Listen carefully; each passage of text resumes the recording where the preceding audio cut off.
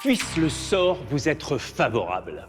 Aujourd'hui, place à un petit trésor du XXe siècle, la roulette de bar.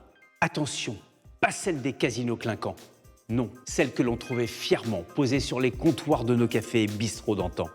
Une pièce pleine de charme, à la fois jeu de hasard, instant convivial et prétexte à 1000 paris entre amis. Les premières apparitions de ces roulettes remontent au XIXe siècle.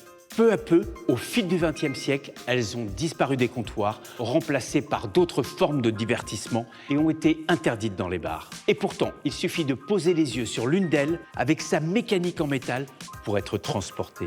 On entend presque les voix, les cliquetis des verres, cette ambiance chaleureuse où chaque tour de roue pouvait changer le cours d'une journée. À l'origine de ce petit bijou, une maison bien connue, Fichet. Oui, la même que l'on associe au coffre-fort et au système de sécurité. Si cette entreprise a marqué son époque, c'est grâce à Alexandre Fichet, inventeur de la première serrure incrochettable et du coffre-fort moderne. Son génie industriel se retrouve jusque dans ces objets ludiques d'une précision incroyable. Aujourd'hui, ces roulettes de comptoir sont devenues de véritables pièces de collection. Celle-ci, avec son authenticité, son histoire et l'ingéniosité de Fichet, s'évalue autour de 2300 €. Certains modèles, dans un état exceptionnel, peuvent atteindre des sommets.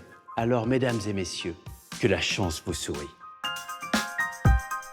Découvrez-en davantage dans les prochains épisodes et retrouvez-nous sur les réseaux sociaux de France Télévisions.